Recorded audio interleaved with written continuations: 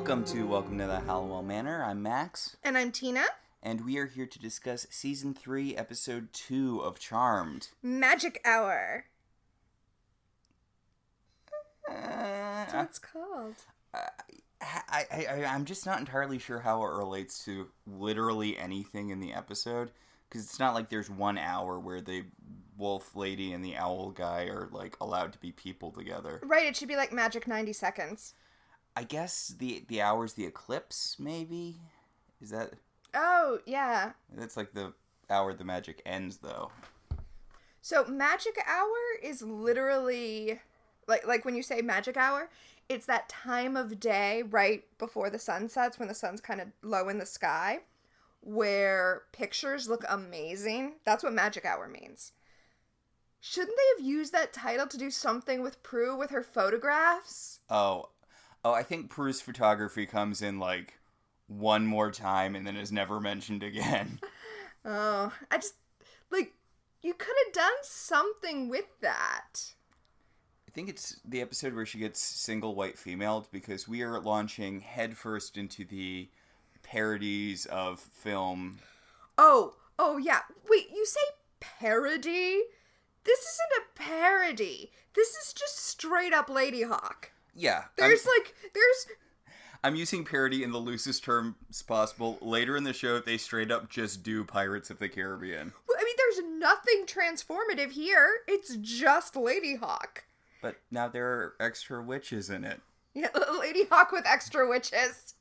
Pirates of the Caribbean with extra witches. Yeah. Yeah, okay.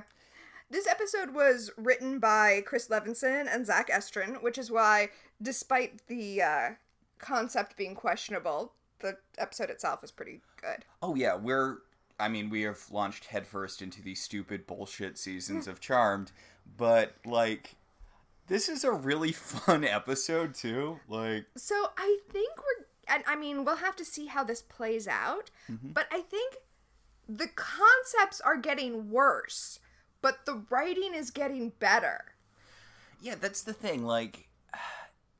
I mean, it's like this is just straight up Lady Hawk. Right, but it's like they found their groove as writers. Like, they really found all of the sisters' voices. And also, now that Constance and Burge is being pushed out, they're like, what if we just did Lady Hawk? What if we did Cinderella, but look what we're gonna put Phoebe in? What if Phoebe was a mermaid? What if Phoebe was a mermaid in an episode that required 2 different parts? What if we just did Xena? What if we just did Xena for fun? Which I believe was also 2 parts. Yes. You're talking about the Amazon thing. Yeah, right? I'm talking about the Amazons. So... sorry, I just wanted to throw out that this episode was directed by John Baring, who we've also seen a lot of. Yeah. Again, it's the weird thing where the show is finally getting kind of a... ongoing plot. Like, we've had little ongoing subplots, mostly romantic stuff. Prue and Andy in the first season, Piper and Leo in season 2, Piper, Leo, and Neighbor Dan in season 2. God, Neighbor Dan. But now we're getting into, like, oh, there is a big bad. There is more... I mean, I know we had Rex and Hannah, but really Cole is sort of the first active reoccurring villain. I thought you meant the Triad. Oh, yeah, well, the Triad. But let's be clear, Cole. Oh, Cole. That's my complaint about this episode. Not enough Cole. Not enough Cole. It's okay, because the character is going to stagnate and then stick around for longer than is narratively appropriate later. We can enjoy them, using him... sparingly. Yes.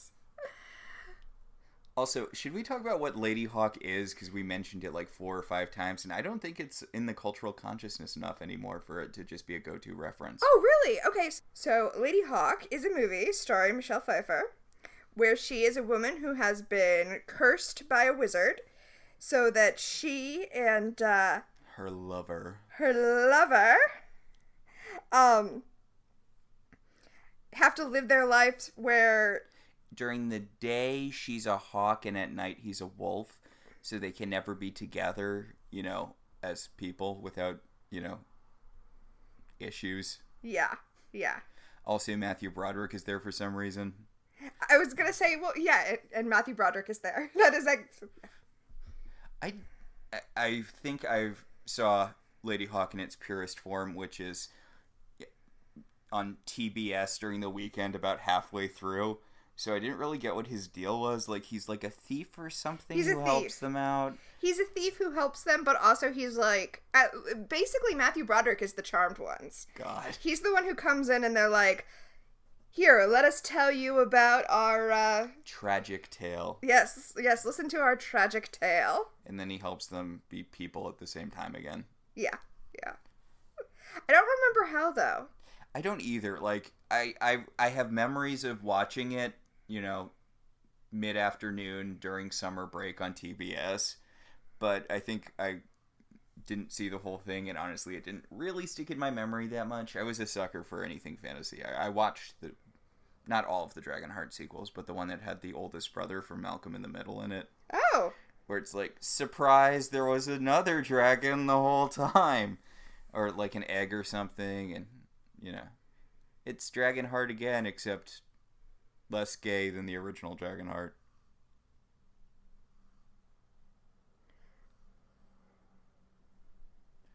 Do you not think of the original Dragonheart as aggressively homoerotic?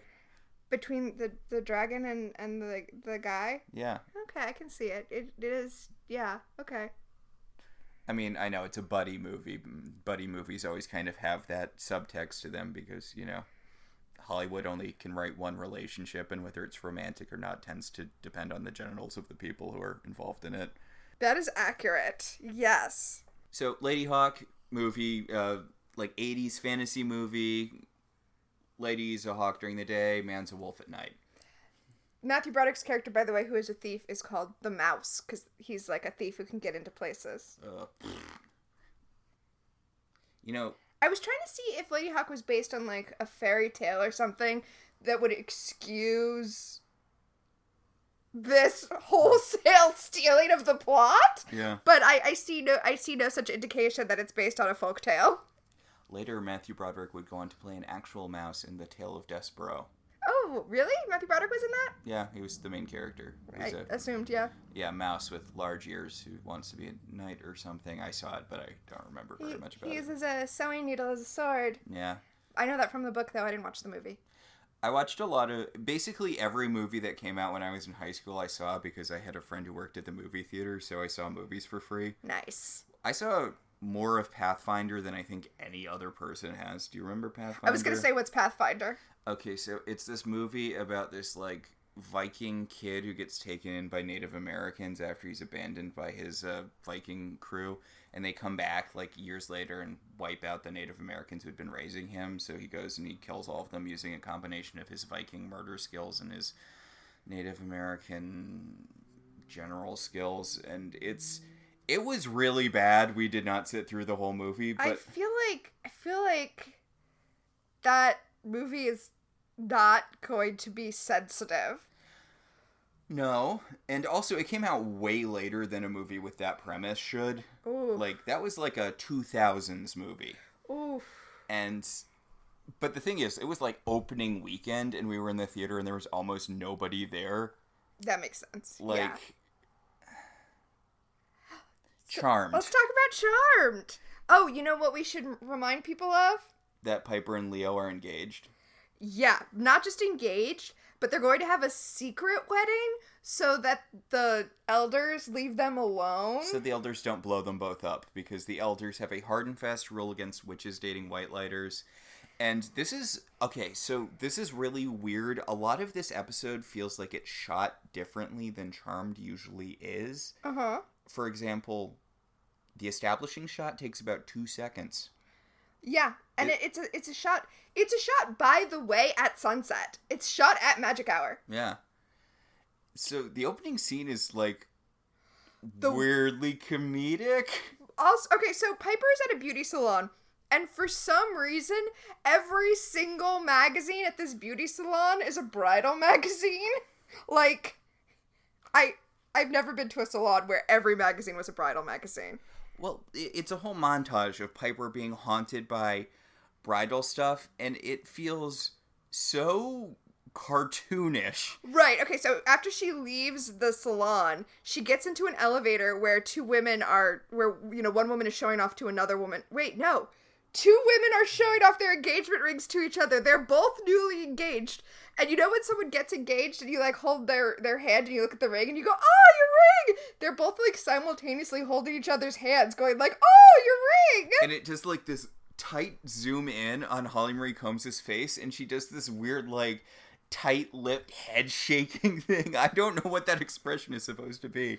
Then she drives home, and when she gets out of her car, this, like, convertible goes by like it's leading the Rose Bowl with, like, a bride sitting up in the back of the convertible like, hi, I'm bride, parade wave. Does that ever happen? Is that a thing? That's not a thing. I don't even understand what's happening. So the universe is just actively dicking with Piper. Yes. Also, by the way, Piper stole one of the bridal magazines from the salon. Okay. I want to say this now because it bothers me all through the episode. Mm-hmm. They're like, okay, we need to plan a secret wedding without saying the word wedding or bride or anything that's going to catch the elders' attention. So, the elders can hear you say the word wedding, but they can't see you going to the boutique and buying a white dress. Okay, the elders are a weird level of omnipotent where they're aware of literally everything, but if you say rutabaga instead of wedding, they have no idea what you're talking about. Except clearly they do because of what happens at the end of the episode. Fair. Also, I don't like that the way this episode... I mean, it's not fair for me to put this on the episode because it's society, but I don't like the way this episode gives a buy-in to the societal idea that weddings have to be a certain thing. I mean, this should be like Romeo and Juliet, where they meet the monk outside the abbey and, like, the monk marries them and now they're married. You don't need to go get a dress and flowers and all of that. Alternatively, we could engage in your favorite trope where they could have a, small secret wedding that's just so that Leo doesn't, I don't know, get blown up by the elders, and then they would be married, and you could just have the big wedding, the big public wedding later. Yeah, exactly. Weirdly, though, I don't think they can do a secret courthouse wedding, because this whole thing is a way of getting around the elders by invoking a higher power. So I think that they need to do a secret wedding, but with a priest. This would be a good time to look up that warlock guy who was from, like, the evil Power of Three who became a priest. Oh my god! If this show had any memory, that would be perfect! Although, I'm not going to complain about getting Grams in this episode. No, that's true. Spoiler alert, Grams comes back as a high priestess to marry, Piper and Leo. Yeah. Anyway, so Piper is getting her nose rubbed in wedding stuff by the universe. She enters the house to see Phoebe getting ready for an eclipse. There's an eclipse this episode. Okay, I feel like the director of photography in this episode was like, well, if we're going to call it Magic Hour, I'm going to use golden Magic Hour lighting through the whole episode because everyone looks amazing. Like, this soft golden light is beautiful. Yeah, it's one of those things where, normally, like, you recognize the early seasons of Buffy are kind of grainy, and, obviously they switched to better cameras, but this feels like the... I guess director of photography who would... Yeah, the director of photography would, yeah. Yeah, like, it really feels like they're doing a lot of different camera stuff and lighting stuff. I really like it. I mean, there's a beautiful shot when Piper first comes back into the manor to kind of talk to them about, because she still hasn't really decided if she wants to elope with Leo. Because if they don't pull it off, the elders are going to be super, super mad. Yes, she still has some memories of White Lighterland. Apparently they take a while to fade. Mm-hmm. And she says that... Wait, I'm sorry, but I was talking about the shot. Like, in the shot, we see it from an angle that we don't usually see their living room from.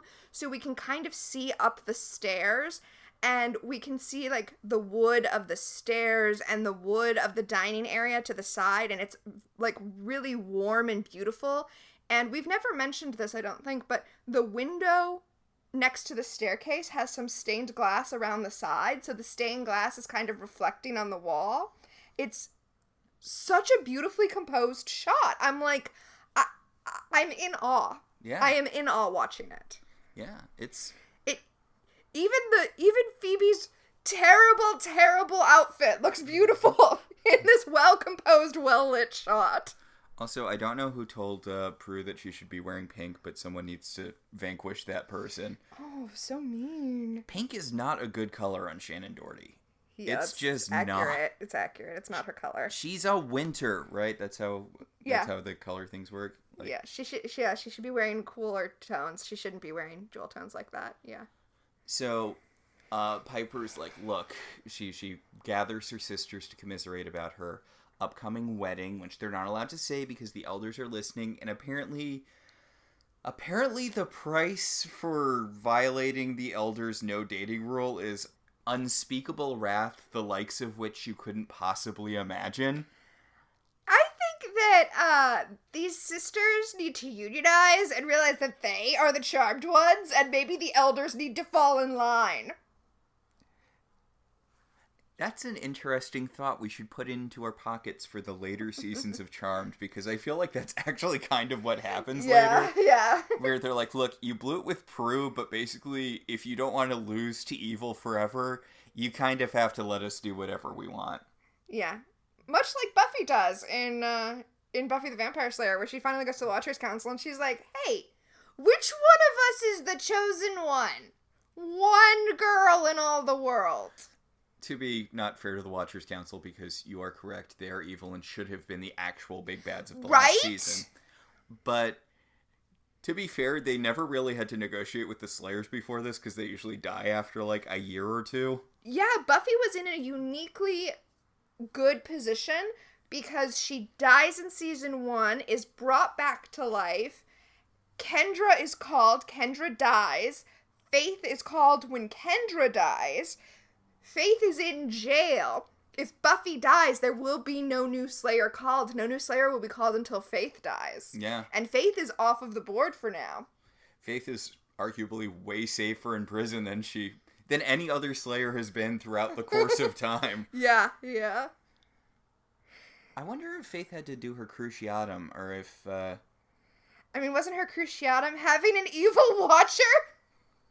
I mean, redundant, right? Nah. But this isn't the Buffy cast. This isn't Welcome to Sunnydale. Yeah, Piper is doubting, whether the wedding's going to happen, and Leo's like, we should still, I'm looking for ways around it. I'm looking for ways where we can have this and not get blown up and then sent to super hell or whatever the elders are going to do to them. Right. So, well, this is not Welcome to Sunnydale. Do you know what this is? Welcome to the Halliwell Manor. I'm sorry, welcome to Halliwell Manor. I keep putting a the there. It's because I have a kid. As soon as you become a dad, you start putting the in the titles of things unnecessarily. Yes, but I was actually going to say this is Kit Watch 2021! Kit Watch 2021! I legitimately thought that we were done with this, Kit?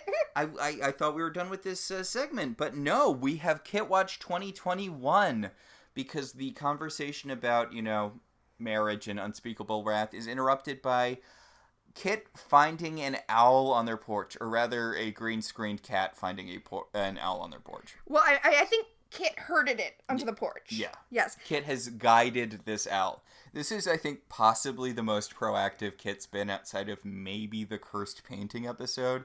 And even that was just Phoebe strapping the counterspell to her collar and then throwing her into the cursed painting. That is what she did.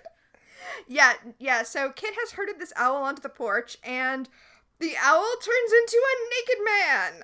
Remember, you can do side butt on not primetime, but network TV. Yeah. Side butt is totally kosher. Apparently. Not to go to Buffy again, but as we know from When Angel Came Back from Hell, and also basically all of Spike's stuff in the 6th season. Ah, yes. James Marster described his costume for the 6th season as basically a sock. But it's weird that you can do side butt but not full butt. Like, who Who quantifies what is an acceptable amount of ass to put on TV? I mean, the FCC, standards and practices, like, keeps people in line, but if they step out of line, it's the FCC who comes down on them. Which I remember a story about this from Hannibal, a show which we should watch.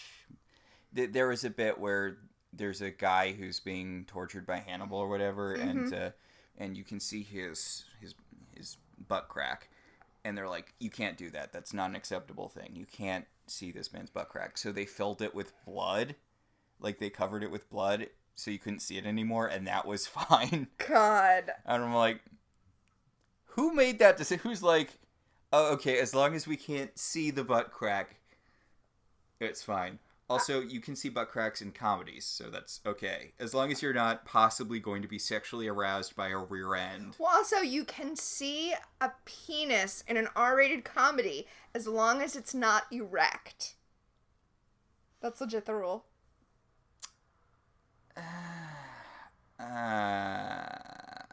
Okay. Okay. But I actually wanted to mention something different, which is World of Darkness, the role-playing system. Yes. So there's a thing in World of Darkness, if you're playing one of the shape-shifting, races, called whole cloth. It's a So you don't lose your clothing when you become become a werewolf. Don't lose your clothing. This guy's clothing budget must be out of control because he doesn't have whole cloth. Every time he turns into an owl, he presumably flies out of his clothes, and then he shows up wherever he is naked and has to go find more clothes. Yeah. Yeah, that's pretty rough. Maybe he just kind of hangs around where clothes are generally, except for this time where he got herded by Kit to the... Yeah, I guess normally he flies back to his clothes before he turns into a human. Mm. Yeah. So he's at the manor, and he is, Luckily, they still have a bunch of dead Andy's clothes or something, because they have dude's clothes for him. I think they say they're Leo's clothes. Okay. So... Does Leo keep stuff there? I mean, I know this is the perpetual question of Leo, but does he have an apartment in White Lighterland? Like, where does he put his... Presumably clothes are the only things he owns, right? Yeah, I mean, he doesn't have a house on Earth, so it would make sense that he would keep them here. Clothes and handyman tools, I guess. Yes. So Algai's like, yeah, thanks for giving me clothes, but I have to go. And they're like, no, you were brought to us for a reason. He's like, yeah, the reason was that your cat made me come to your house. I need to go. And they're like, look, we clearly know about magic stuff. You know how we're not weirded out by you turning from an owl to a dude? Maybe let us help you. And he's like, nobody can help me. Oh, I am cursed. Cursed. And they're like, oh, yeah, okay, buddy. Maybe dial it. Who hasn't been cursed? Maybe dial it down a little bit. Calm down. Also, he's like, my boss cursed me. It's weird how he keeps referring. His girlfriend's boss. No, it was his boss. It's definitely his boss. Really? Yeah, it was his boss. Yeah. It's so weird. I guess they're like, well, this is urban fantasy, right? It takes place in the real world. If we're having a guy who's not familiar with magic, then it can't be a wizard or a sorcerer or a demon, even though that's what he is. Like, it's... Well, I mean, I'm sure wizarding or sorcerizing. Sorcery? I'm sure it doesn't pay the bills. Yeah, remember when we saw the Horsemen of the Apocalypse and they were like Wall Street bros? Mm-hmm. I don't know. I wish we had kind of expanded on this guy's thing and he had been a guy who kind of worked at one of those places but was a human guy and didn't know. So, I feel like this is an expansion of the Charmed lore, though, because before we've really only seen warlocks and demons, or alternatively, witches. Mm-hmm. Like, sorcerer, wizard is sort of a new magic thing. There's someone who's outside of the normal, I'd say binary, except we've seen evil witches, but this is a new thing. You're right, and I do like the way that this is advancing the world of Charmed, so I shouldn't be complaining that I want it to be, more advanced. Also, we see him rooting around in the laundry basket for more clothes, which means that wherever Leo stores his clothes, Piper washes them for him. Dude. You know, I just kind of assumed that orbing would clean your clothes. I don't know why that doesn't seem like... But No, it makes sense, because, like... You leave the dirt behind, right? Yeah, in Star Trek, when you teleport... they use teleporters to get, like, sterile, because you just teleport away everything that's not you. Are you saying that there's a continuity error in the first episode of Star Trek Lower Decks? I am not, because... sonic showers use the teleporting technology, but that's not a side effect of the teleporter. Okay. So Leo's not clean every time he orbs, but he could use orbing to clean himself. Wait, so does that mean that showers also do the thing where they kill you and then reconstitute you? So it's not just getting from place to place. It's also, if you want to take a shower, you're going to be murdered, and then a clone with all of your memories is going to... No. Showers are taking away all the dirt, not you. So there might be a teleporter accident where, like, the dirt that was on you becomes sentient. Kind of like the toxins episode of Rick and Morty, where Rick and Morty have their toxins, like, transported out of them, and their toxins have their own, like, intelligence. This is a really good episode of Charmed, but we're talking about so much other stuff. I think that's how you know it's a good episode. Yes. So, Prue's like, look, I'll help Owl Guy. You two go to the bookstore and see if you can find books about secret weddings. And about the rutabaga. About how to have a secret rutabaga so the elders don't find out and blow you and Leo up. And, well, then we cut to them at the bookstore, and Phoebe's like, if the Book of Shadows doesn't tell us how to have a secret wedding, I'm not sure what you think we're gonna learn from books from the Wicca section of Barnes & Noble. Although... I mean, in this universe, that's, like, these books would presumably, like, give you actual results, right? Well, okay, so to jump ahead a little bit, they end up having a hand fasting, which is something they definitely could have read about from actual books that they actually bought at Barnes & Noble, but also the Book of Shadows already explained a hand fasting. Yeah. I guess they could have bought... The reason that Phoebe thinks they can't do a hand fasting is because they don't have a high witch. I suppose they could have bought the book, The Solitary Witch, and learned about what you do when you don't have a high witch. Like, the actual real book. Also, I want to point out that Phoebe is buying the Giving Tree. Like, does she think she's going to do a reading from the Giving Tree at their wedding? What is happening? What an awful book to read at a wedding. But not completely inappropriate for what Leo and Piper's relationship ends up being. Piper's the boy, right? And yeah. Yeah. Leo's the treat. Okay, because I'm like, I know normally in most...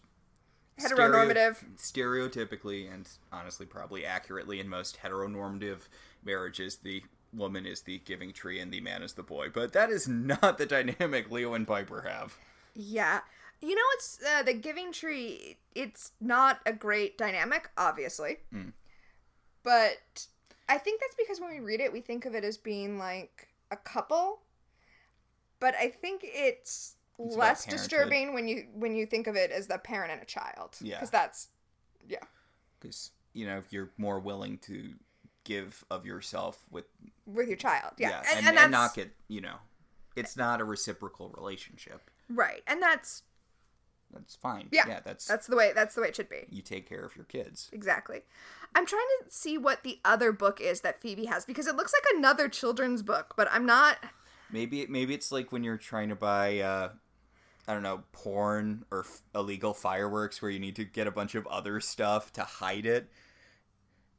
So they're, like, hiding the wedding stuff inside children's books. Well, I mean, they're not, though, because Phoebe's got... I can't tell what the children's book is that she's holding underneath the Giving Tree, but she's got the Giving Tree and another children's book. And then Piper's just got a big stack of, like, so you want to be a bride. That just doesn't seem helpful, Piper. They run into Cole, and Cole's like... They're like, Cole, what are you doing at a bookstore? And he's like, it's the... late 90s, early 2000s, people just go to bookstores. It's not unusual. But they're like, no, seriously, you need a reason to be at a bookstore. And he's like, fine, I'm reading about serial killers for, like, a case that I'm working on. Yeah, I'm reading about criminal psychology because apparently attorneys are also supposed to be profilers. I don't know. Okay, so Piper's book is a fake book. I hope. I hope this is not a real book and that it's like a mocked up cover. Mm-hmm. The book is called How to Keep Your Wedding Hush Hush. And here's the thing. If you need a book that thick to tell you how to elope, I feel like at that point a book's not going to help you. I kind of wish that they had never found out that Cole was a demon, because I love the dynamic here where Cole's like, so, planning a secret wedding, huh? And they're like, oh, it's for our cousin. And he's like, mm-hmm. Our cousin Mimi. Yeah, because Piper's like, it's for me. Me. Our cousin Mimi. And Cole's like, Jesus Christ, how are we having this much trouble killing you? They're like, why are they so bad at hiding things? Anyway, Cole uses his magic we see to swap out which books are in which bags so that he'll have an excuse to go see Phoebe again. I want to point out, because we didn't mention it last episode, but... Wait. Yeah? I'm sorry. When Cole switches the books, we get a really good look at the other book in Piper's bag, and it's called The Secret to Eloping, and the cover image is like a window with a ladder, like someone snuck out of their bedroom window to go elope. I like to think that there's a whole secret wedding section at this bookstore. I just need to dissect this imagery. Like, someone had to sneak out of their house to elope. That's like... There's a lot to unpack there. What is this, an early Taylor Swift song? God, now I'm sure those are fake books. It can't possibly be a real book. I refuse to even check to see if it's a real book. So we didn't really talk about it last episode, but I do want to point out that Phoebe has vaguely gone blonde.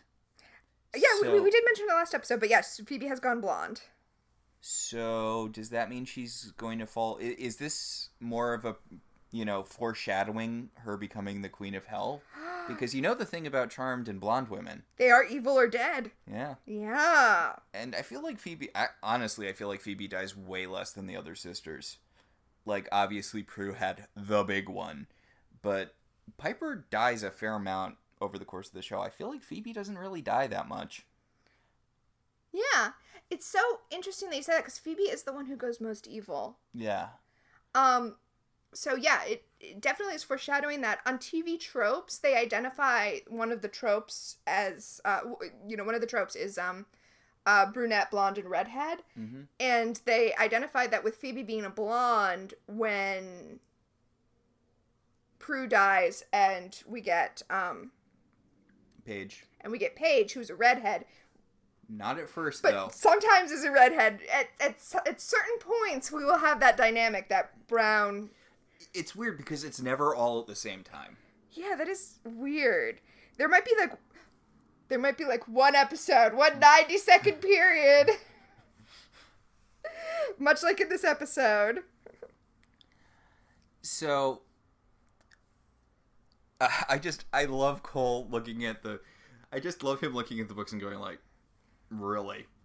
Really? Because Cole is, the thing is, as I said at the beginning of the episode, we're getting into the silly bullshit things, but Cole's such a serious character, and when he has to interact with the goofy bullshit stuff, it's gold. Yeah, he enhances and kind of underlines how ridiculous certain aspects of this show are in a way that's very pleasurable. Like, way later in the show when he's like... When he's his own dumb bullshit? Well, when he comes back from... when he comes back from Super Hell and they're like, oh, he's crazy now and he's trying to kill himself, but he can't because he's too powerful. And he's having this plot which should be, super, heavy and dramatic. And then it's like, but now Phoebe's a sexy mummy and she's doing a sexy mummy dance in his depression apartment. Like, he's just on the couch. He's got, old Chinese food smeared all over his face. He's just staring at old episodes of I Love Lucy, and then Phoebe teleports in a sexy mummy outfit and just starts dancing on top of his depression table. Okay, let's not think about how dirty this show's gonna do Cole and just enjoy having Cole proper here while we have him. Or the superhero episode where he's trying to prove that he's a good guy to get Phoebe back.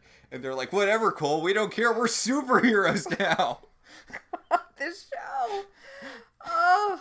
Anyway, over at Evil HQ, the evil boss is like signing, like he's so bored with evil. And he's like bored signing documents in blood. And his henchling, that's a word, right? Sure. I think henchman was what you were looking for, but I like henchling. His henchling comes in and is like, boss, we made so much money. And he's like, I know, I don't even have to try when I'm evil. Okay, so this guy's like, he's like a sorcerer, right? That's sort of what we're landing on. Yeah. Because the only sorcerer we had before was the Dream Sorcerer, who was not an actual sorcerer. He was a scientist who used machines to Freddy Krueger people. Which I feel like is divorced enough from Nightmare on Elm Street so that we can say that this is like the first really ripping off pop culture thing. Yeah. Because killing someone in their dreams is not exclusively, like, I know Freddy Krueger popularized it, but it's not a super new concept. I love this guy. Speaking of cartoony bullshit, this guy is like picking scenery out of his teeth. He is like off the wall, Saturday morning cartoon villain. It's so boring making money when you're evil. One of his henchmen annoys him, so you know he's evil because he just blasts him away. And he's really burning through the henchmen. By the way, the reason I brought up he's a sorcerer, right, is because it seems like his henchmen are Darklighters. Yeah. Oh, wait, no, that makes sense, right? Because, like... There's that one special breed of Darklighter whose whole thing is destroying love. But is this guy, like... Is this guy also a Darklighter, but he, like, got other powers through being a good Darklighter, or being good at being a Darklighter, or is he, like, a sorcerer who just employs Darklighters? Well, no, I think that these Darklighters work for him the way that Whitelighters work for witches. Huh. Yeah. I mean, I guess that does kind of make sense. And to be fair, the only reason I think that they might be Darklighters is because they use the iconic Darklighter crossbows. Right, they could not be Darklighters. They could have just had that effect saved in After Effects, and they were like, hey, that's what we'll use. So, but he really burns through his minions in this episode. Like, he does. I would not want to work for this guy. Well, he's not very forward-thinking. He's not. He's really in it for, like, immediate pleasure and not long-term planning, because he did this whole curse thing with the owl and the wolf thing 2 months ago, and he's like, ugh, it's been 2 months and they haven't given up on love yet. Screw it. I'm done. Just bored. Kill the owl guy, and then she'll have to marry me. His girlfriend will have to marry me. God, can you imagine just getting an office job and, like, you go to the Christmas party with your significant other, and your boss is like, oh, by the way, I'm a sorcerer, and I want your significant other, so I'm cursing you. You're like, wow, shouldn't have come to this Christmas party. As someone who has worked an office job for a long time, yeah, I can imagine it. Not now, I've got a great boss now, but some of my previous bosses, yeah, I can imagine it. So Owl Guy breaks into the apartment, and he's like, I'm gonna kill you! And the sorcerer's like, oh, that's so cute. You're being cute. That's cute. He says, I'm gonna cut out your heart like you cut out mine. I feel like this guy picked the right people to curse. They're very dramatic. I know, right? Also, I want to point out that Sorcerer Guy is like, I can't believe you managed to get so close. And it's like, maybe if you stopped killing your henchmen, people wouldn't get so close. And the guy's about to cut out his heart with the knife, I guess. Do you think he stole that from the Charmed Ones? Yes, he absolutely did. So he's like, do you think cutting out my heart is going to stop the curse? And the guy's like, well, I mean, yeah, it can't possibly hurt, right? It did in the movie. So a new minion, yeah, he doesn't dorb, he kind of dark bamfs in. Yeah. So I guess maybe not a Darklighter, but I don't know. Anyway, he bamfs in with a crossbow, and the sorcerer guy's like, kill him! And he fires and misses at like a really, really embarrassingly short range. And so, the owl guy runs off and the boss is like, find him, kill him, find him and kill him. yes. But so he's just completely given up on banging this woman because if he kills the owl, he has no leverage anymore. I mean, his leverage wasn't exactly working in the first place. Yeah, and also I guess even as I say that, I guess his leverage is her not turning into a wolf every night. So yeah, okay. I mean, just you can plan your social life around that. Yeah, I guess. I mean, if the person you're in love with isn't turning into an owl every day while you turn into a wolf, well, you know, during the only time you're a human, then yeah, I guess you can plan around it. So, back at the manor, the girls are flipping through the book to try to see if they can de-owlify this guy, when suddenly the book mysteriously turns to the page on hand fasting. Okay, so again, the elders can hear them say wedding, but can't see when they write down the word hand fasting. Thank you, because they have a Hush-style chalkboard that they use to write out the stuff they don't want the elders to. They're just mostly omnipotent. It's fine. And Piper's like, wait, I thought when you looked in the book earlier you didn't see anything about secret rutabaga ceremonies. And Phoebe's like, yeah, see, the thing is, I kind of freaked out when Leo and you told us that if you two get rutabaga, then the elders are going to blow up our house and kill all of us. So, and Piper's like, well, technically they'd probably just blow up and kill me and Leo. Maybe even just Leo. And Phoebe's like, yeah, but I might be next to you. Yeah, she's like, I don't want to get any unspeakable wrath on me. In fact, she erases the word hand fasting and writes unspeakable wrath. These people are writing very quickly. I think it's interesting that Phoebe is the one who's being pragmatic. Phoebe should be the romantic who's like, yeah, do it. Yeah, although I guess normally the pragmatic role falls to Piper and it kind of can't in this situation. Yeah, I guess that's fair. But this is a thing that will end up defining the Charmed Ones a lot later, this kind of aggressive self-preservation instinct. Mm-hmm. At the cost of... I mean, of course they have a self-preservation instinct. Everyone does. But really at the cost of a lot of people. I like that the episode doesn't outright frame Phoebe as being selfish for this, which it very easily could. It does kind of, you know, it does kind of be like, okay, but we have to prioritize love over safety, blah, blah, blah. But, like, Phoebe is not portrayed as being unreasonable here. It is reasonable to be like, I don't want anything bad to happen to you or Leo, and B, I don't want anything bad happen to me. Like, I know we should be all rah rah love, but like, this might be it might be more important to just be alive. Also, I think there's a part of Phoebe, you know, an important part of Phoebe that doesn't want Piper to just get married to trick the elders, like to solve a problem. Yeah, exactly. Even though, I mean, that is what marriage is, right? It's not to solve a problem, but it's like, you know, you get married so that you have the legal protection so that you can have sex and children and pass your property on to each other. Yeah. Yeah, like if... Diseases? Yeah, so you'll be on the same insurance plan. Oh, insurance, yeah. Oh. Like, yeah, marriage is about protection.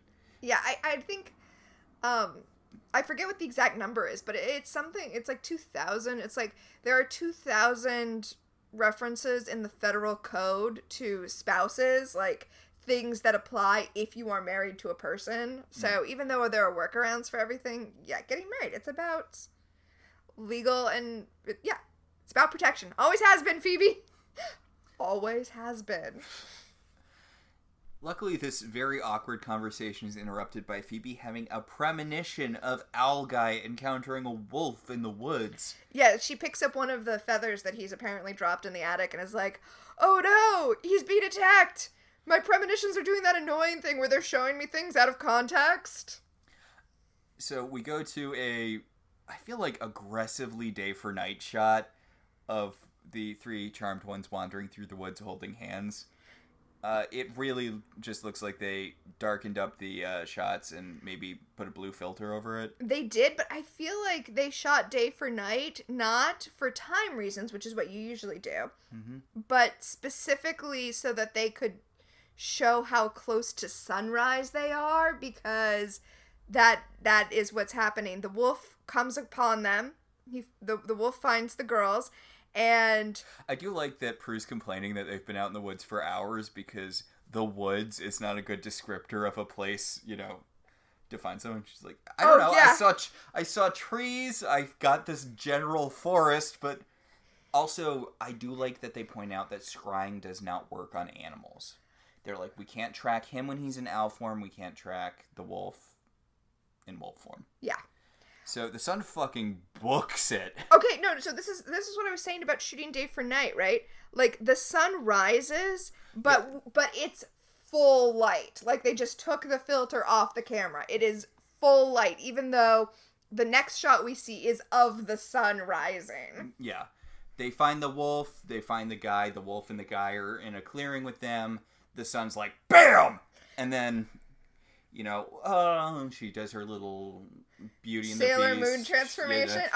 No, Beauty and the Beast is more appropriate than Sailor Moon, yes. Fiona from Shrek. Yes. Rises into the air, lights swirling around, except not because this is Charmed, and there's no way in hell they could afford that. Right? I'm kind of disappointed more stuff doesn't try to do that in live action. That would be a cool thing to see in live action. Well, I showed you the Beauty and the Beast ride in Japan, where they have the animatronic that does it. It's I can't even tell how they do it. It's amazing. I saw this thing about the over-reliance of CG in movies these days being a union thing, because there's all of these, there's not really protections in place for people who are doing, like, CG stuff. I mean, that makes sense. We know how abused the CG houses that did Lion King and Sonic the Hedgehog were. Yeah, and it's like, you don't have to worry about the union stuff you have to worry about when you're doing practical effects, because they had years to build in those protections, which is just incredibly depressing. And also, bring back practical effects, a lot of that stuff straight up looks better. It really does. I know no one cares about this at all, but someone pointed out, and there was a big running thing for the 15 seconds the Inhumans TV show was a thing, where they have, the giant CGI lockjaw, that the giant CGI dog, for those of you who aren't familiar with the Inhumans, that nobody touches at any point in the show. Oh. And it's like, really? You couldn't put some, like, fake dog fur on a plank and have a character petting it? Like, you just always have to have the CG version of the dog, so no one ever touches the dog. There's a point, apparently, where the dog gets hit by a car and it has to happen off-screen because they couldn't have it. Oh, that sounds terrible. I mean, the whole Inhumans TV show was a bad idea in the first place, which it didn't need to be. As someone else pointed out, you could do a really good Inhumans TV show, but it would have to be Game of Thronesy, and you would have to not be married to the main characters being protagonists. They can't be good people, because the Inhumans, functionally as a concept, they are not good people. Well, I mean, that's Game of Thrones. No one's a good person. Yeah. Apparently.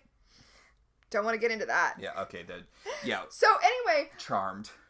The wolf and the owl guy, they run into a little shack, which I guess clears up the question of clothing, because we see the wolf, who is now a human girl, running out of the shack in, like, a gauzy dress that she presumably stores there. I like that she's like, okay, I might as well, the clothes that I put in this shack should be fairy tale-y. Because it's like this white sundress, and it's flowing prettily behind her as she's running out of the shack. Okay, you're right that is the effect, and that is good. But this is one of those magical things where aesthetic is married to practicality, because that's a dress that will stay in one piece when she transforms into a wolf. Also, why is pink the code color for the sisters in this They episode? are all, I noticed that earlier. They are all wearing pink all episode. Is it because, like, romance? I guess it's a weird choice. So the wolf lady's like, "Oh, leave me alone. You don't understand. There's so much going on." And and Prue's like, "Yeah, we get it. It's not difficult to understand." They're like, Owl Guy wanted us to talk to you and tell you that he loves you. And it's like, no, he did not. Liars. And she's like, "I'm going to give up. I'm going to tell the sorcerer that he can have whatever he wants because I need to save Christian." And I'm like, oh my god, Christian is the perfect... It's Christopher. That is a perfect name for a dude who gets turned into an owl. Like that is just fairy tale enough.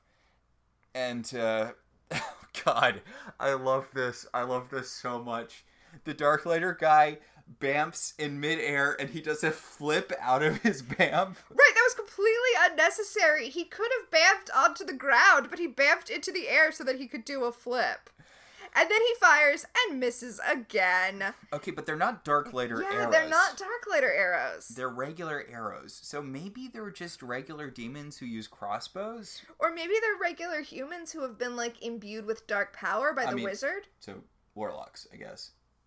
I guess that is what a warlock is. I mean, but warlocks usually get them from, killing witches, but also from demons. So I guess if you were a powerful enough sorcerer, you could probably just imbue minions with...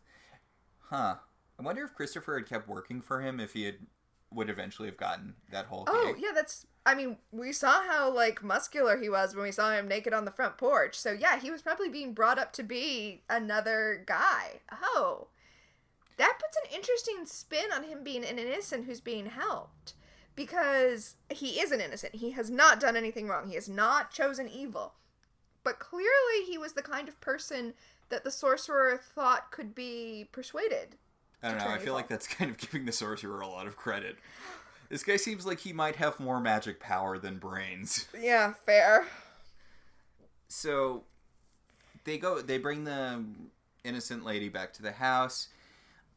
There's a very brief reference where Prue's like, "It's just like in that movie," and I'm like, don't reference Lady Hawk. Don't reference Lady Hawk, the story you are directly ripping off. Yeah, that doesn't excuse it. But Piper pulls Phoebe to the side and she's like, "Hey, you seem kind of antsy about the whole secret rutabaga thing." And Phoebe's like, "Okay, look, I love you and I love Leo, but I really don't want you to be blown up, and I don't want to be blown up." And Piper, being way more reasonable than I think she is at any point in the series. I mean, we're still in the early seasons where Piper is a fairly reasonable person. She's like, "Look, if you're not comfortable with this, I won't do it. It's fine." Okay, I don't see that as her being reasonable. You see this as her seeing an out. Yes! She doesn't really want to do it! I mean, it could be read either way, I guess. But yeah, that's how I read it. So, Wolf Lady sees a note from Owl Guy on the fridge, and she's like, "We used to leave each other notes like this all the time in the beginning. But the beginning 2 months ago, by the way. It's only been 2 months. God.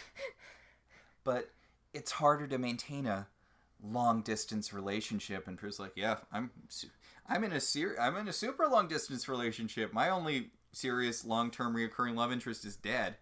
If you don't count Jack Sheridan, which, No, it's just Andy. Yeah. So,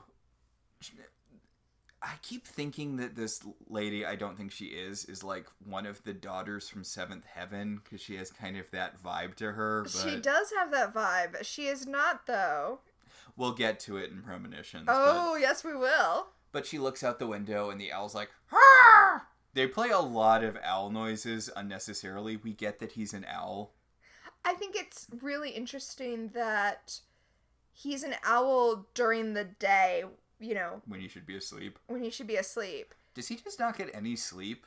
I mean, I guess normally he sleeps as a dude. No, I think he sleeps as an owl and moves around as a dude. He just sleeps during the day, even though owls are nocturnal. Wait, owls do sleep during the day. Yeah, yeah. I think he sleeps during the day as an owl.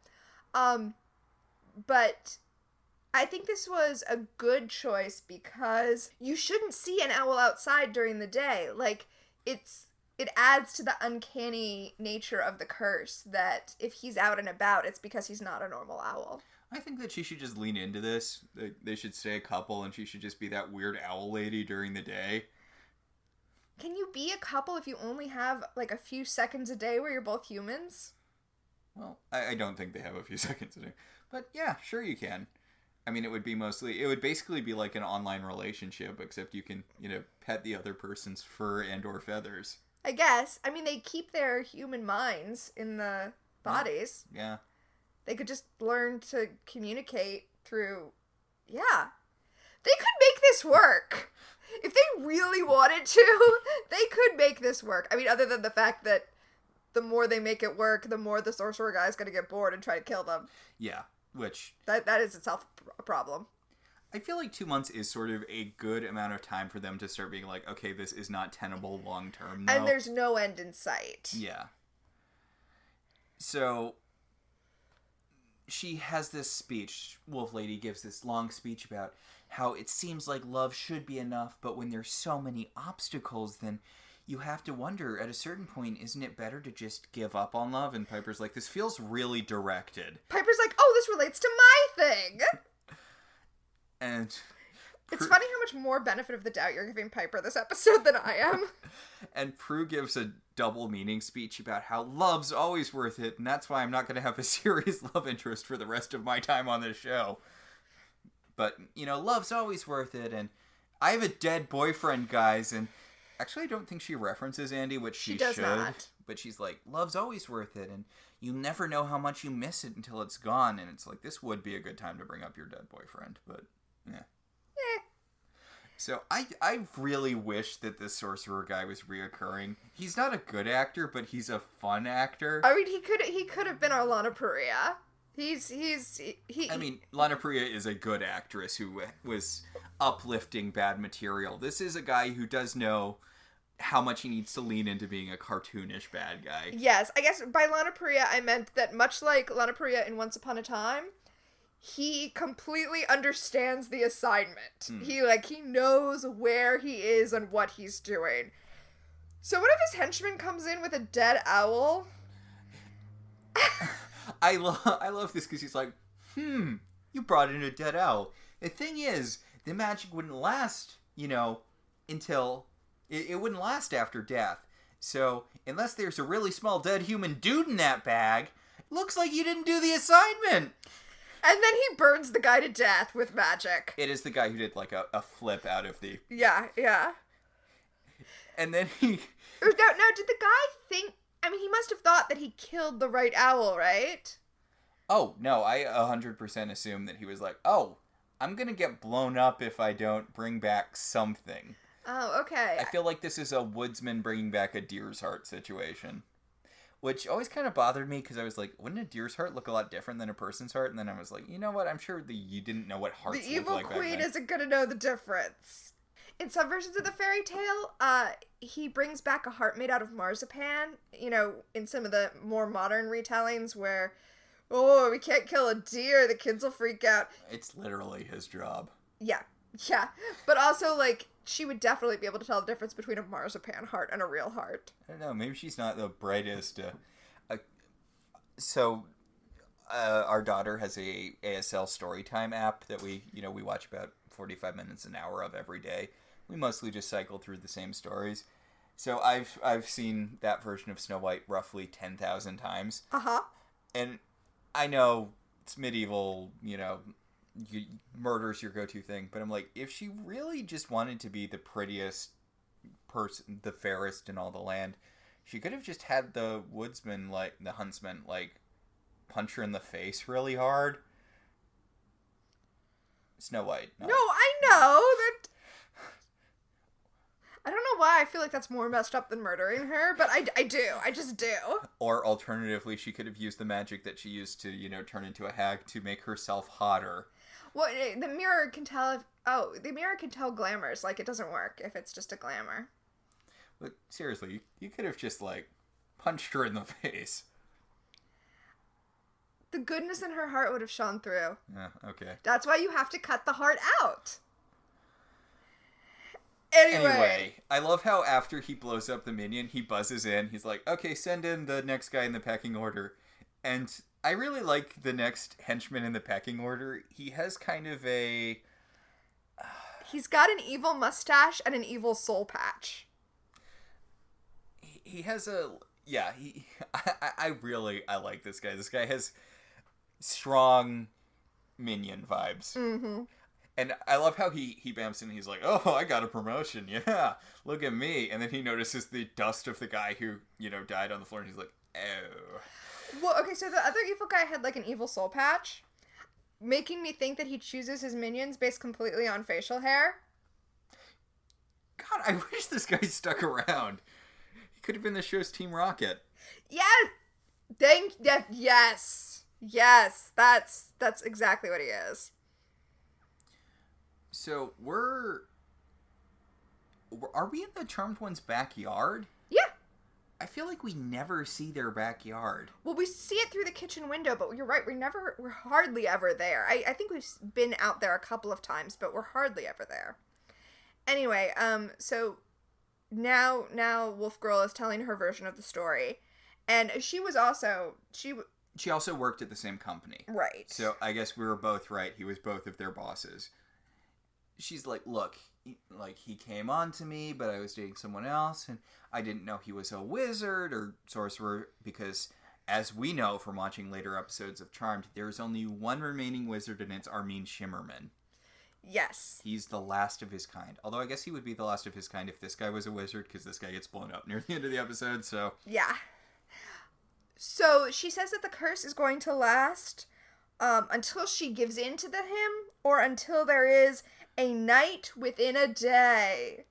How do you not... What could that possibly mean? It's a good thing that Phoebe established that she was making special glasses for an eclipse at the beginning of the episode.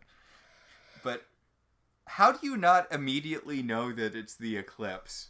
Like, how do you not immediately get that? I know, this isn't like... It's a night in the day that's... It's as close as to saying until an eclipse as humanly possible. So Phoebe's flipping through the book looking for, an anti-owl wolf spell still. And the book flips back to hand fasting and she's like, not helpful! And Gramps decides to just straight up manifest, which, okay. I love Gramps' fashion here. I love that they keep her in this very witchy aesthetic. Like, she has this... I'm not sure if this is one of the ones she was wearing earlier, but she has those, like, wing dresses. Yeah, she's your hippie witch aunt vibe. Yeah, she's, flipping to the hand fasting book. She's the one who's been doing that. She's the one who's been trying to get Phoebe to be on board with this. Phoebe's all like, but I thought you didn't believe in love. And Grams is like, yes, but I believe in fucking over the elders. I love Grams. I love Grams so much because Phoebe's like, we can't talk about the rutabaga. The elders are listening. And Grams waves her hand and she's like, oh, I'm beyond them now. Yeah. Which is just such a great undercutting of... And to be fair, I know this is a New Charmed thing, but New Charmed, their take on the elders was that the elders were a group of, like, high-level witches, which is an interesting take on it. I do like this. I do like the classic thing better, that the elders are just, angelic beings of some sort. An angelic council. They dump it later, because I do like the idea that the elders are straight up not human, but then it turns out later that they're basically just whitelighters who got promoted, which I don't like as much, but whatever. But Grams is like, look, I can do whatever I want. Fuck the elders. And Phoebe, you have to believe in love, Phoebe. And he's like, you didn't believe in love? And she's like, I never said I had to believe in love. You have to believe in love. I had cool powers, and I still have cool powers in death. You have premonition. You need love. Oh. Hey, I thought premonition was the most powerful power. Oh, that's just what we say to make you feel better, Phoebe. But Grams tells her, like, look, when the moment is right, they'll know. And Phoebe's like, I don't want to get blown up, though. And Grams is like, hey, shut up. and then she disappears in a sparkle of light. Meanwhile, while all this is happening in the attic, the henchman is downstairs just, like, shooting his arrow around. And I kind of like we see that he's shooting his arrow, and then he orbs his arrow, like, back into... Yeah, because I guess they just get teleportation in general. Because he bamps the crossbow into his hands, and then, you know... I like how he doesn't shoot to kill Piper. He just shoots 2 crossbow bolts that pin her arms to the wall. You think if he was a good enough shot to do that, he could have just killed Piper, but she's not on the list, I guess. Yeah. So he manages to shoot the owl. Well, he goes to shoot Wolf Girl. Right. Because his boss is like, you know what, I'm sick of mooning over her, just kill her. Just kill everyone. He goes to shoot the Wolf Girl, and then the owl flies in slow motion and takes the bolt. Yeah. Slow motion owl. And only, by the way, only then are they able to, like, freeze one of the bolts and then have Prue do the thing where she spins it around so it hits him, because I guess that bolt is the only thing that could have killed him. And he kerplodes. Yeah, he kerplodes. I feel like there was nothing preventing you from doing that when he first showed up and started shooting. I know the point was that he pinned Piper's arms so that she couldn't do her freezing thing, but I feel like she should have been able to get a freezing thing off before he was able to get 4 arrows out and pin her arms. Also, we know that she can do one-armed freezes. Also, I don't feel like I feel like she could have just... Because it's a hand thing, it's not an arm thing. Yeah, her hands were free. You know what? Her head wasn't in the game. She was all thinking about her wedding. This is why the elders don't want you to be in a relationship. I was going to say with Leo, but honest to God, I guess in general. Right? It's weird because, you know, Grams doesn't like the elders, but the elders were probably super into Grams's thing where she just married dudes to try to have babies and then killed them when they couldn't successfully help her reproduce. Yeah, that's like exactly what the elders want the witches to do. Huh. Because you know Grams was trying to be the mother of the charmed ones. Yeah, of course. Of course. She went through, 8 husbands? So was the... She was like the Henry VIII of witches. Yeah. Yeah. To be fair to her, canonically, we don't know that she killed all of her husbands. She did not behead any of her husbands as far as we know. But we're just going to assume that she, if not killed, then turned her husbands into things and sent them off. I think she just divorced them. Because she didn't have to found a whole new church just to divorce them. Like, she already lived in California, so she already had no-fault divorce. Wait, when was she getting married to all these people? Because the girls were children in the 70s. California was the first state to have no-fault divorce. Mm-hmm. Wait, no, that's not true. Nevada was. But California was one of the first states to have no-fault divorce. And I think it was in the 70s. Yeah, but Patty was already fully grown in the 70s. Grams would have been getting married in, the... Oh, you're right. Yeah, she didn't have no-fault divorce. I mean, she could have been going to Nevada for divorce all the time. I think she probably She's kept up a little apartment in Nevada so she could go over there and get her no-fault divorce. I mean, I guess it's possible she legitimately just used magic to convince whoever to give her divorces. I mean... Yeah, I guess that's true. Do you think Sorry, go on. It's interesting about Nevada that... So no-fault divorce in America didn't used to be a thing. You used to have to show cause for a divorce. You used to have to sue for a divorce, and it was like a whole thing. Except in... Nevada. So there used to be like a trope in fiction where, you know, you would go to Reno to get a divorce. And since that's not a thing anymore, the trope has become you go to Las Vegas to get married because there are less requirements for marriage. There are fewer requirements for marriage in Vegas. In Nevada. But, you know, Vegas is where they take advantage of that fact. Huh.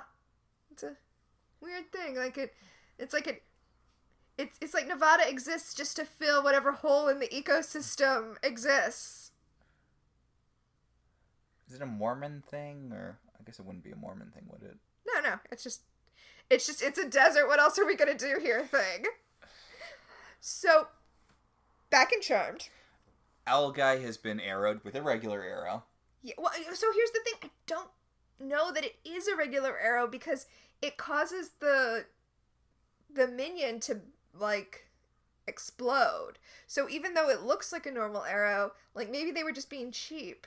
Or maybe they forgot that dark lighter arrows look different. I mean, I don't know. I don't think we have enough evidence to... Yeah, we can't really say either way, I don't think. It's entirely possible that just once you become infused with evil magic, when you die, you just explode. Oh, okay. That's...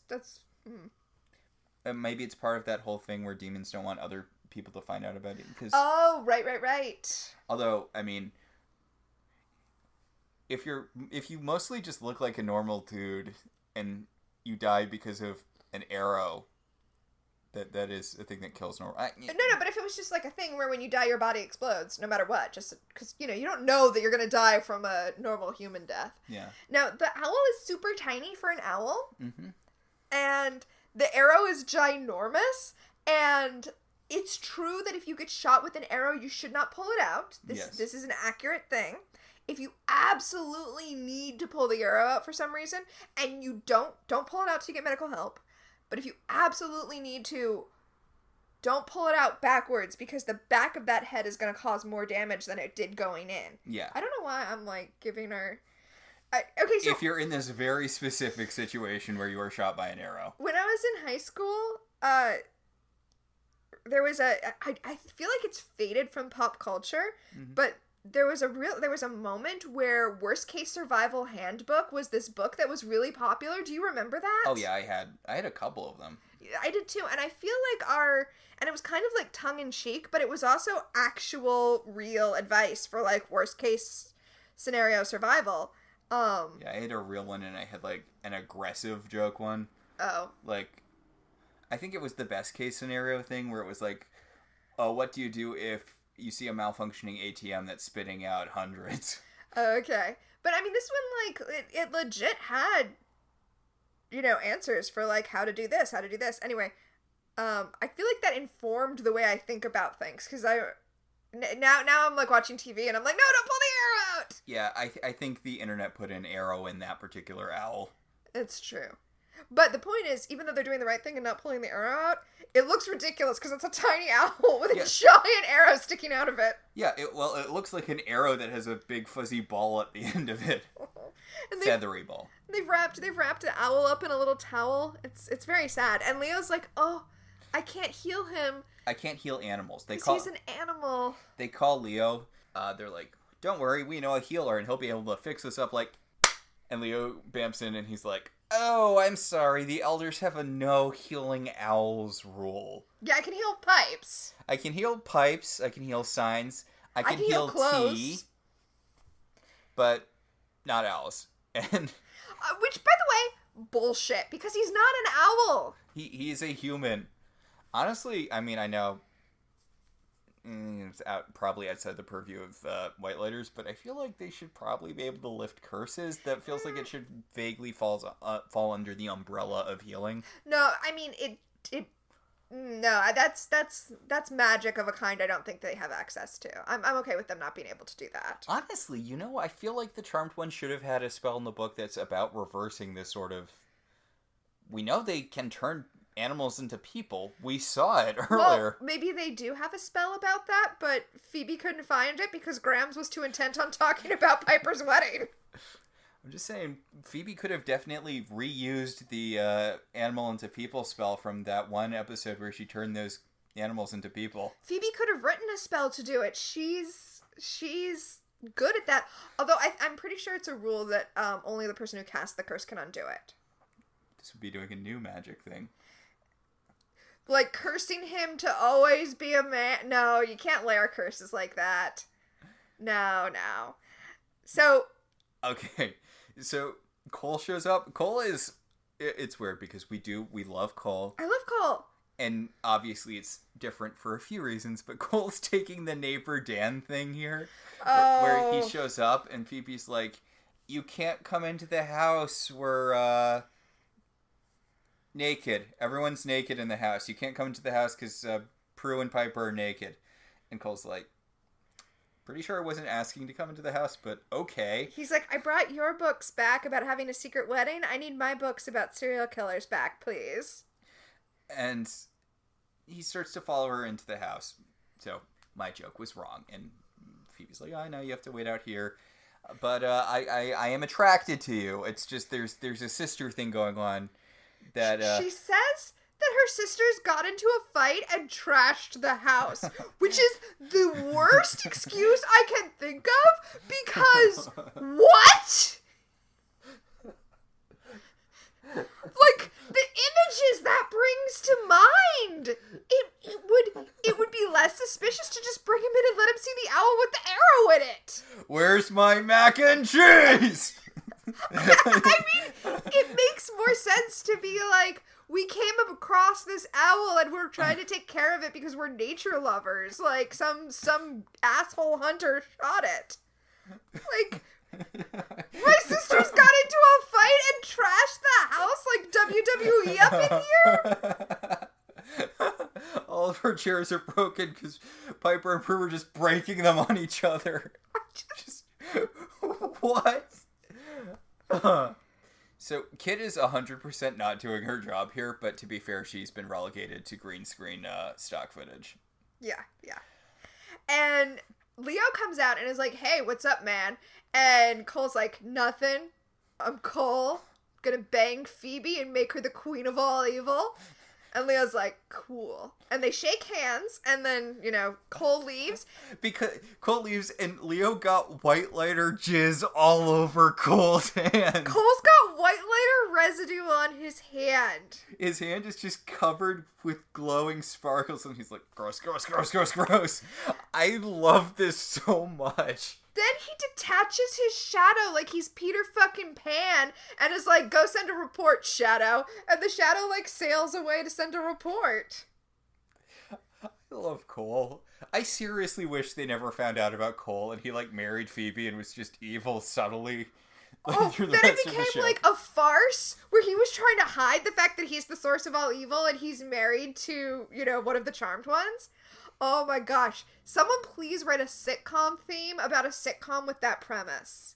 So, back in the manor, Brooke is giving up on love. She's gonna run over to the sorcerer and be like, I'll be with you if you just save Owl Guy. And they're like, that's not gonna work out, right? He's evil. That's not how evil people work. And she's like, oh, I suppose you're right. Is there a back door I can use, not for running over and telling him that I'm giving in on to his demands? I just need to know where the exits are in every house I go into. I mean, it's noble of her to, want to do that. Yeah, but it's a little unnecessary sacrificey. Not unnecessary sacrificey, but sacrifice that blatantly won't work. I don't know that it necessarily blatantly won't work. I mean, it's true that this guy just kills things, for no reason, but also he doesn't seem to have the follow through. If he gets what he wants, I feel like he'll be done with Christopher. So meanwhile, Piper goes out to talk to Leo and is like, I just don't know, us getting married is gonna hurt so many people if we get blown up. Us getting rutabaga. Right, I'm sorry. If we get rutabaga, then there are too many people. It will hurt too many people. I think it might be a bad idea. And Leo's like, but you love me, right? And Piper's like, I mean, yeah, sure. And he's like, so we should get married. And Piper's like, I really feel like you're not listening to what I'm saying. And Leo's like, hey, love is the most powerful thing in the universe. Love is love, love, love, love, love, love, love, love. Love lifts you up where you belong. All you need is love. Sorry, I'm going into the, Across the universe, No, it's Moulin Rouge, sorry. The Elephant Love Medley from Moulin Rouge. Man, I really want to rewatch that movie. I'm gonna make you watch that movie. Willow doesn't watch the last 10 minutes so she can pretend to have a happy ending. I'm assuming she also skips the first 5 minutes. Of Moulin Rouge? Yeah.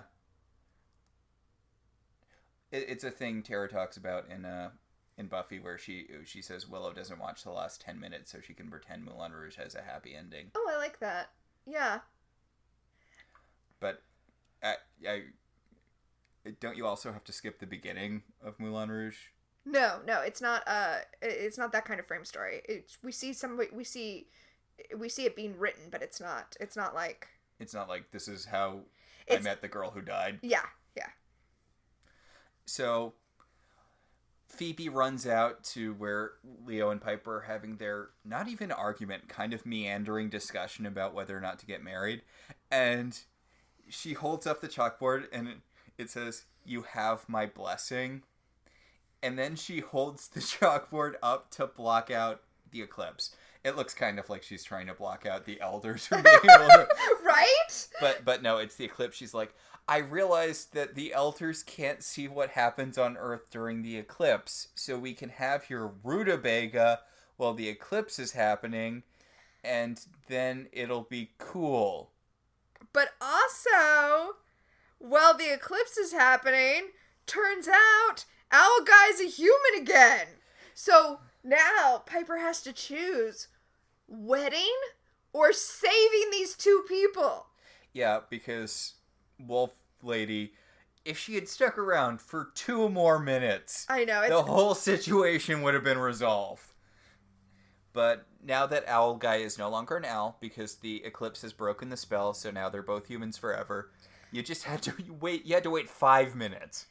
Leo can heal. I don't think it breaks the spell forever. I think it just breaks... Oh, you're right. Yeah, it does. It breaks the curse forever. But if she goes to him and is like, "I will be with you," then, like, she's stuck with him. Is she? Can you not just break up with people? Not if they're sorcerers, apparently. So they have to get to her before she kisses him. Otherwise, the magic is, like, sealed in. It's like the opposite of Once Upon a Time. It's like True Hate's kiss. So...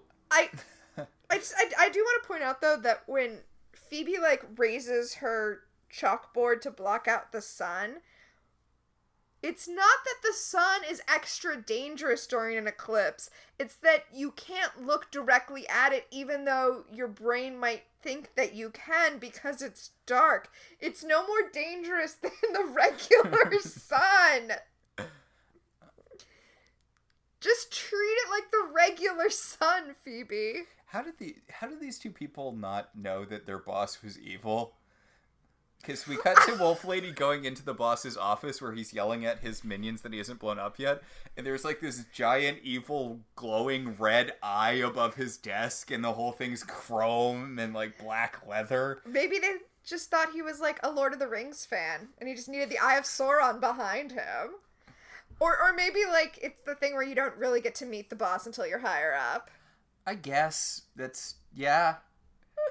Oh, but you're right. Yeah, if they had seen him for like 2 seconds, he's cartoonishly evil. There's no. Maybe it had really good benefits. I feel like this was during an economic boom though. Like you could have had a better job or another good job where your boss wasn't a cartoonishly evil demon sorcerer. Yeah, no, but I think. I mean, he probably offers a really decent salary because he's not going to have to pay out a lot of it because he kills everyone. I mean, why not offer people, $85,000 a year? You're only going to have to pay them for like a couple months before you kill them or turn them into owls or whatever. Exactly. Anyway, she shows up and she's like, "Okay, I love you." And he's like, "You're only doing this to save him." And she's like, "Yeah." And he's like, "Good. That was my plan." He's like, "Yeah, look, I just want to possess you because I see you as a possession. Because, evil." And she's like, "I'll be with you, but my heart will always be with him." And he's like, "Okay, cool. Okay, yeah."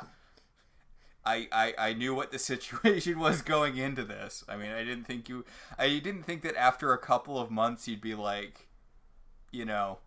"Oh, it turns out I actually love you." Like, I know what the deal is. So, the Charmed Ones get to the office and... With Owl Guy. And Piper freezes everything. Okay, I do love that, like, suddenly the feeling of rightness that Graham's ghost talked about to Phoebe hits her. She's like, "I've got this tickle in my brain tummy," or soul tummy, I suppose. It's her guts. Her guts. That's, I don't know, I just have this good feeling. And Phoebe's like, "Graham's ghost told me about it. It means that you can get rutabaga and the elders can't do anything about it now." it's so weird. I wish there had, this is the only thing I wish was different in this episode, though, like, my guts feel weird, it's time to get married. I wish there had been something, like, external, some, like, really external obvious sign. You like mean, an eclipse. I mean, it's completely unnecessary. The eclipse is the thing. The elders can't see you during the eclipse. Oh, do you think maybe the eclipse was the sign and that didn't work? So Grabs was like shooting little like magic invisible bolts at her guts right now? Like she's using telekinesis to shift her organs. She's like, Jesus Christ, or witches. Goddess above. I really thought that you would understand it was the eclipse, but okay, whatever. I love how Alex guy's like, if you need to go do something else, it's fine. I can just go get my girlfriend. Like, you don't need to help me anymore. And they're like, we kind of do. Do you not remember the fact that you were shot, like, 10 seconds ago? Right. They can still shoot you with crossbows. So they charge into the office, and he's like, the Girl Scouts are here. And I appreciate that he's an evil villain, but... well, that's why he's not going to survive this episode. He should have a more healthy fear of the Charmed Ones. Oh, I thought you were going to say Girl Scouts, because Girl Scouts are... Girl Scouts will also fuck you up if they need to. Yeah. They're resourceful. The U.S. government legitimately has a plan to deal with the Girl Scouts should they attempt a coup. That is an actual thing that exists. Amazing. But he's like, whatever, the Charmed Ones. I'm a sorcerer. And they're like, well, you may not be afraid of us, but are you afraid of true love? And then the dopey-ass Christopher walks in. Dopey-ass Al guy walks in. He's like, oh, Erica, or whatever her name is. She seems it's like... Brooke. Brooke. God. Oh my God. I'm sorry. These characters feel lifted right out of a soap opera. Oh my God, you're right. They do. And the sorcerer's like, no! And they like run to each other in slow motion across the office, and then... you know, he scoops her into his arms and he kisses her, and the sorcerer's like... honestly, to bring up Once Upon a Time again, this is what True Love's kiss should have done. Because they kiss and it causes him to burn up from the inside and die. Like, imagine if Once Upon a Time had really weaponized True Love's kiss like that. Well, I mean, like in one of my favorite movies, Stardust... yes. where, spoilers for Stardust, which you should watch anyway. You should watch anyway, and also, like, knowing the end doesn't change anything. Where, you know, she glows when she's... the main character... who is a star. Who is a star, glows when she's happy, and they defeat the main villain by, she thinks that her true love guy's dead, and it turns out that he's not, and they embrace, and the glow becomes so bright it obliterates the witch who was trying to carve out her heart. And it's... who's... Michelle Pfeiffer. Who's Michelle Pfeiffer? Full circle. Full circle. It's such a good movie. It is a good movie. It's different in the book.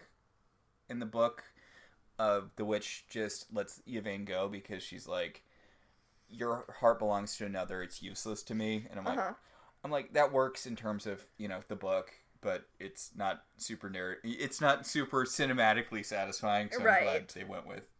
They didn't do the Devil and Daniel Webster ending. Although, it's weird because they have that, but also they have Yvain. Tristram isn't... You've read the book, right? Yeah, so, just for the audience, again, spoilers for it. In the movie, Tristan is immortal forever because he has the heart of a star, and the two of them end up waiting until the kingdom is peaceful and, you know, their children have grown, and the two of them take the last candle and ascend back into the heavens. That's not what happens in the book. In the book, Tristram grows old and dies, and Yvain is immortal, and she just watches over the kingdom, you know. I like the movie ending better. I think the movie ending's better, and also it works with the thing they do in the book. He has the heart of a star. Yeah, like, so I don't really get why, like, it really seems like the book also should have had the him not grow old thing if the heart is useless to the witch because it belongs to someone else, but whatever. It's still, no, don't get me wrong. They're both great. They're both great. I get trapped in a cycle where watching the movie really makes me want to reread the book, and then rereading the book really makes me want to rewatch the movie. It's one of the few things where the movie adaptation is just as good, but in different ways. So, another one of those for me is The Princess Bride, which has a very similar feel. I wonder if there's something about that kind of modern fairy tale where the books and the movies work well together. Yeah. Yeah. So anyway, hand fasting time. yes, it turns out that they blew up the guy with enough time left over to run home and get married real quick. Get rutabaga real quick. But did they? Because just as the hand fasting is getting started, because they did need a high priestess, but Gramps' ghost apparently qualifies. Yeah. Which makes sense. She is sort of a big deal witch-wise. But they get, like, 3 words into the ceremony before Leo gets blown up. Okay, no, so he doesn't get blown up. Like, it's... I just want to bring this up because this is actually kind of a good special effect. He gets forcibly orbed away. And, like, you see his body, like, stretching and distorting as he tries to resist being orbed away. And then Grams is like, don't worry, we'll fix this. And Piper's like, no, this is unknown wrath. And she starts crying, and it's very sad. I do like, later they kind of give up on this. They have Grams, she has a ghost effect. She's wearing this kind of flowing thing. She's, like, floating a little bit. She's glowing.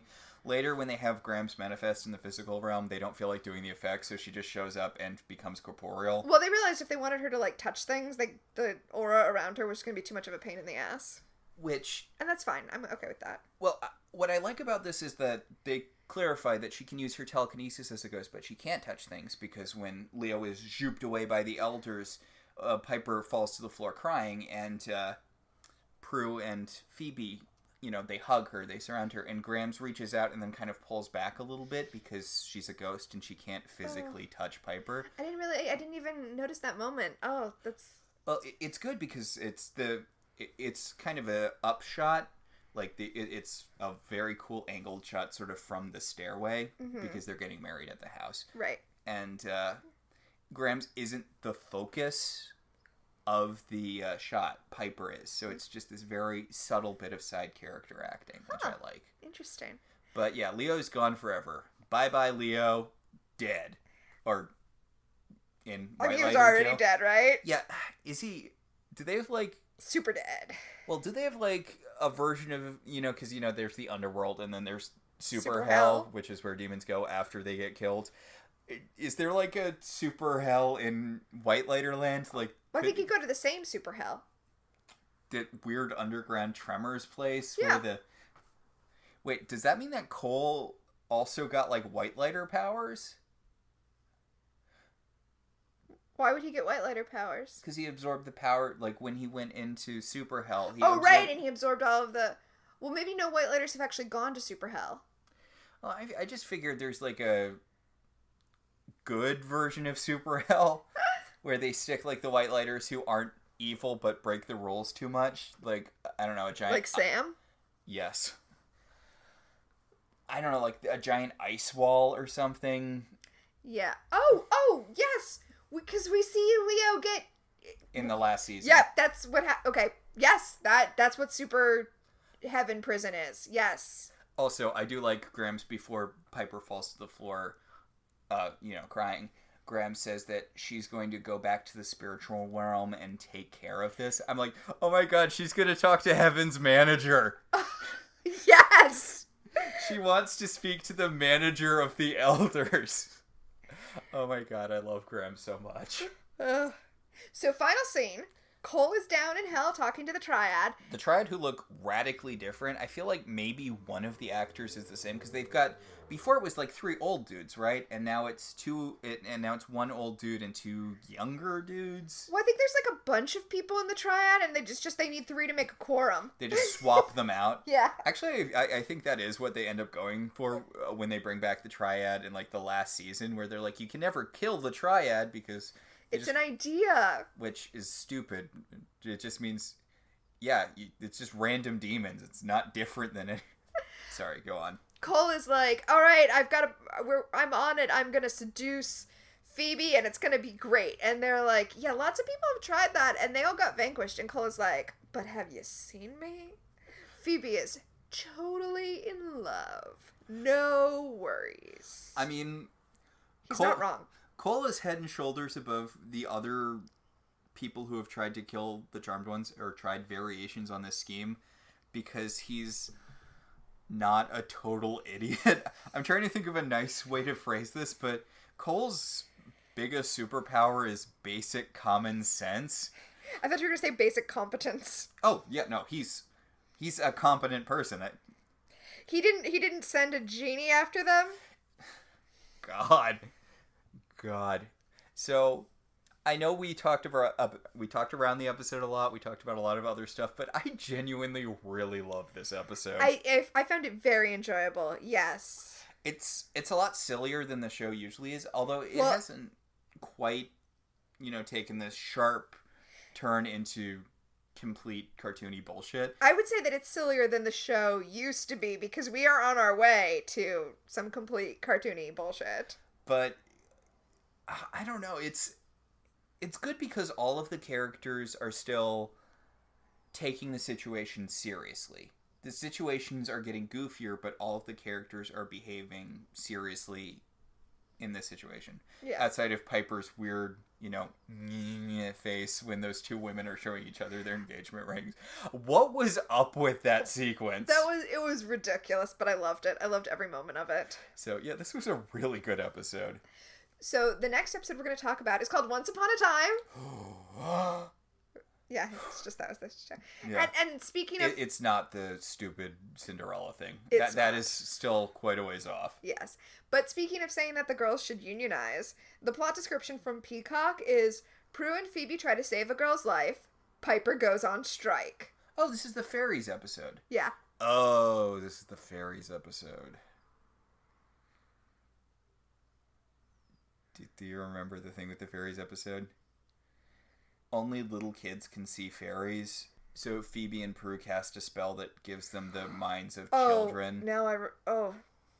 God damn it, I liked this episode so much, and now I'm like, oh god, I forgot about that. So what you're telling me is there's gonna be some astral projecting next time. There's going to be some serious astral projecting next time. Speaking of, let's talk about our segments. Yeah, let's get to our segments. So we have our own power of 3. Let's tap into the first power in that pack. Premonition. Who in this episode is, was, or will become famous later?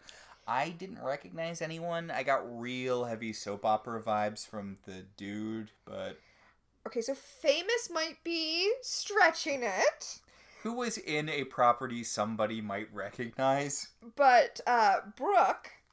Wolf Lady. The Wolf Lady was played by Elizabeth Harnoy, who people of my generation might remember as being Alice in the Disney Channel original TV show Alice's Adventures in Wonderland, where Alice is like an aggressively 90s kid and like just travels to Wonderland having fun adventures, but like in a very 90s way. Like the White Rabbit is on rollerblades.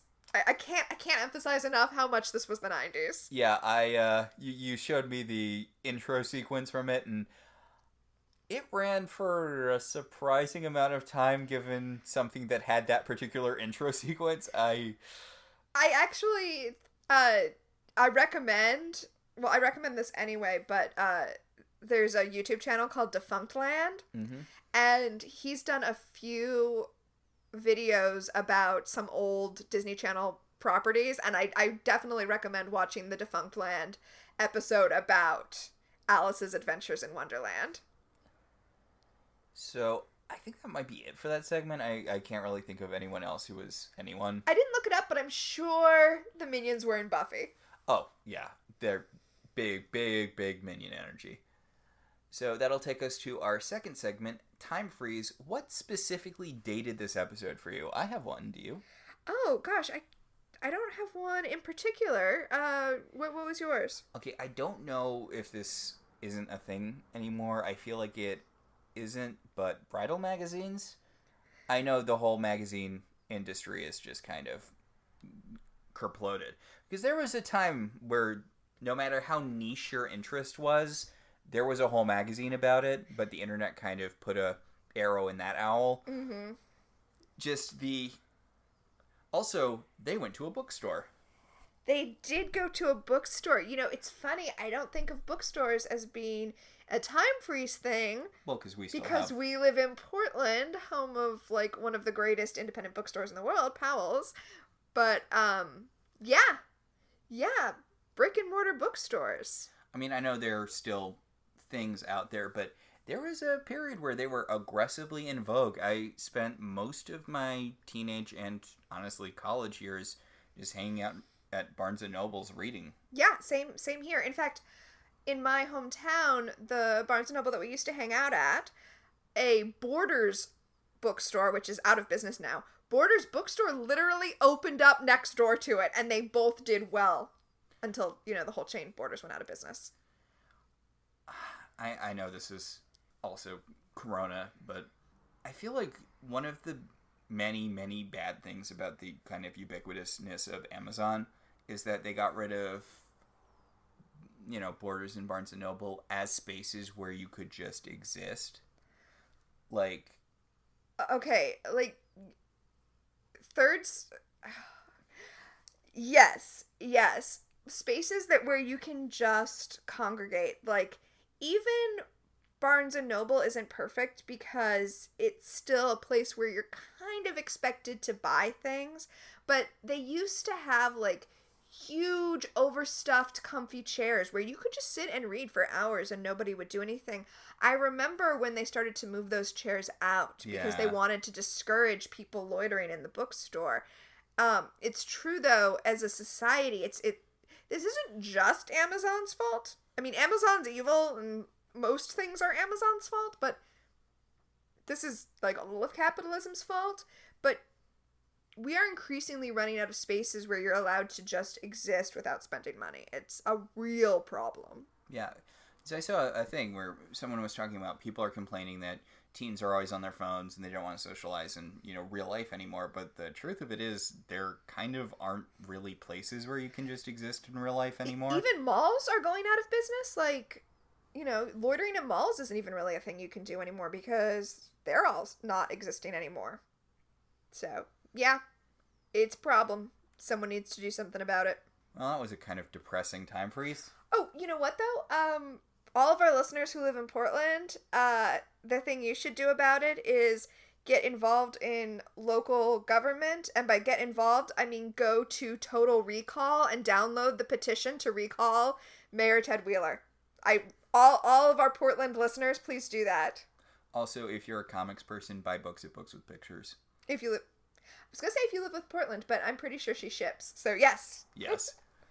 That is kind of unrelated. It's related because we were talking about bookstores. But I believe that will take us to our theoretically final segment. Telekinesis. What, if anything, genuinely moved you? I think for me, it's Brooke talking about... When Brooke tells her version of the story, I felt moved because she loves Christopher, and when he tells his version of the story, the undercurrent is revenge. I'm going to find this guy, sorcerer guy, and I'm going to get revenge.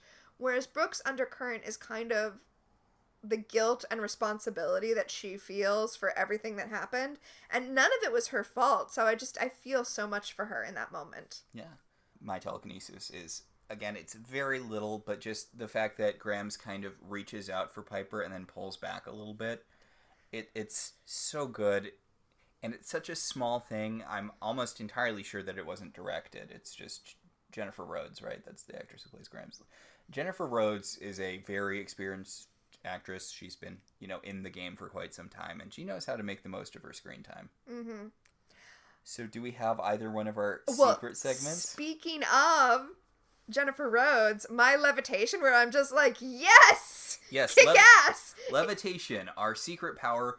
What made you just so jazzed? What lifted you up? Jennifer Rhodes, Grams being like, I will fix this. Yeah, get him, Grams.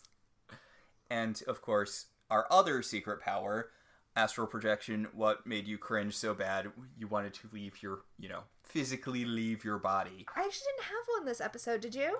Mine was the opening, the opening thing where the universe is throwing bridal stuff in Piper's face. Oh, see, I loved that. I wasn't going anywhere. All right, I believe that'll about do it. I believe that will do it. Our show is partially listener supported. If you want to be one of those supporters, you can go to our Patreon page at patreon.com/welcome to television. I just recently did like a short series, just little 10-minute episodes talking about every Christmas episode ever, available to patrons only. Christmas in July. Yeah, Christmas in July, exactly. We'd like to thank our current $5 and above patrons: Beryl, Patricia, Sam, Cassidy, Alex, Alicia, Ryan, Maricruz, Rosa, Javier, Benjamin, Kyle, Kate, and Jen. If you'd like to support the show in other ways, you could always rate and review us on Apple Podcasts. It helps other people find the show. If you want to talk about this episode, or any episode of any television show, you should join our Facebook group, Welcome to Television. We can also be contacted at I Love TV Zines on Twitter or at ilovetelevisionzines@gmail.com. So until next time, I'm Tina. And I'm Max. And this has been Welcome to Halliwell Manor.